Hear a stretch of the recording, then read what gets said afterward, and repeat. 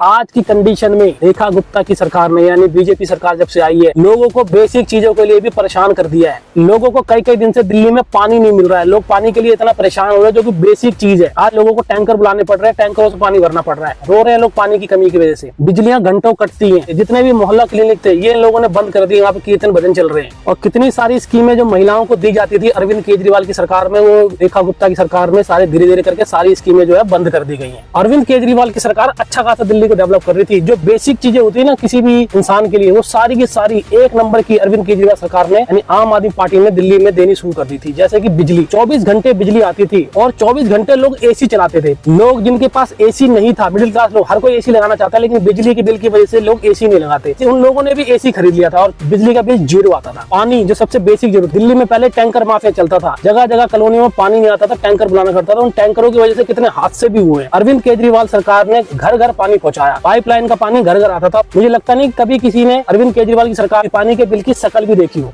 हॉस्पिटलों की हालत इतनी खराब थी दिल्ली के अंदर, लेकिन अरविंद केजरीवाल की सरकार ने एक नंबर के हॉस्पिटल कर दिए थे, जितने भी सरकारी हॉस्पिटल है। और प्राइवेट हॉस्पिटलों को भी टाइट कर दिया था, वो भी सही चल रहे थे। सरकारी हॉस्पिटलों के अंदर जो आप जाते हो तो इलाज कराने के लिए, सबसे पहले तो आपको दुनिया भर की गंदगी मिलती थी। उसके बाद वहाँ पे आपको बेड नहीं मिलते थे, डॉक्टर्स जल्दी से देखते नहीं थे। लेकिन अरविंद केजरीवाल की सरकार में ये सारी चीजें ठीक हो गई थी। हॉस्पिटल एकदम साफ सुथरे हो गए थे। और सबसे बड़ी बात बताऊं, जो टेस्ट होते हैं जैसे MRI, CT स्कैन, ये बड़े बड़े महंगे टेस्ट होते हैं। ये करवाने के लिए पहले बाहर जाना पड़ता था, बाहर से कराने पड़ते थे, अच्छे खासे पैसे लगते थे गरीब आदमी के। लेकिन अरविंद केजरीवाल की सरकार में ये सारे के सारे टेस्ट सरकारी हॉस्पिटलों में फ्री होते थे। अगर वो टेस्ट जैसे MRI या CT स्कैन उस हॉस्पिटल में नहीं हो रहा है, तो सरकार दूसरे प्राइवेट हॉस्पिटल में भेज करके मरीज को CT स्कैन, MRI, जितने भी टेस्ट होते हैं महंगे, वो करवाती थी। उसका जो बिल था वो पे सरकार करती थी। सरकारी हॉस्पिटल की एम्बुलेंस में ले जाया जाता था मरीज को और वहाँ पे टेस्ट करवा के वापस लाया जाता था। इतनी सुविधा दे रखी थी। इस लेवल का जो है हॉस्पिटल सिस्टम कर दिया था। दूसरी तरफ स्कूलों की हालत पहले बहुत खराब थी। स्कूलों के अंदर पंखे नहीं थे, स्कूलों के अंदर डेस्क नहीं थे, स्कूलों के अंदर पीने का पानी बच्चों को नहीं मिलता था, बच्चों को वॉशरूम साफ नहीं मिलते थे। लेकिन अरविंद केजरीवाल की सरकार में यानी आम आदमी पार्टी की सरकार में एक नंबर के स्कूल कर दिए गए थे। मैं झूठ नहीं बोल रहा हूँ। सारे स्कूल साफ सुथरे हो गए थे। सारे स्कूलों में पीने का पानी बच्चों को मिलता था, स्कूलों में लोगों को वॉशरूम साफ मिलता था। स्कूलों के अंदर पेरेंट्स मीटिंग बुलाई जाती है, जिसमें कि पहले जो है पेरेंट्स PTM में आने में डरते थे। स्कूल में आने में टीचर पता नहीं क्या सवाल करेगा, क्या नहीं पूछेगा, बेइज्जती करेगा। लेकिन अब सारे पेरेंट्स स्कूल में आने लगे थे। उनको बड़ी इज्जत से बुलाया जाता था, बड़ी इज्जत से उन्हें बिठाया जाता था, समझाया जाता था। उनकी भी पेरेंट्स की इज्जत की जाती थी। टीचर से पेरेंट्स डरते नहीं थे। लेकिन पहले के क्या था, और अभी भी बहुत सी जगह ऐसा ही है कि पेरेंट्स स्कूल में जाने से डरते हैं, टीचरों से डरते हैं, पता नहीं क्या सवाल करेगा, क्या बोलेगा, बच्चे को डांटेगा। लेकिन स्कूलों की हालत एक नंबर कर दी थी। बच्चा पढ़ना चाहता था, बच्चा स्कूल में रुकता था। पहले स्कूल से बच्चे भाग जाते थे। अभी ऐसा कई जगह है कि स्कूल में बच्चा जाना नहीं चाहता है, स्कूल में जाता है तो भाग जाता है, दीवार हो रहा है टाप के। हमारे टाइम पे तो ऐसा ही होता था। तो स्कूलों को भी एक नंबर का जो है अरविंद केजरीवाल की सरकार ने बना दिया था। लेकिन तो ये बेसिक चीजें अच्छी खासी लोगों को मिल रही थी।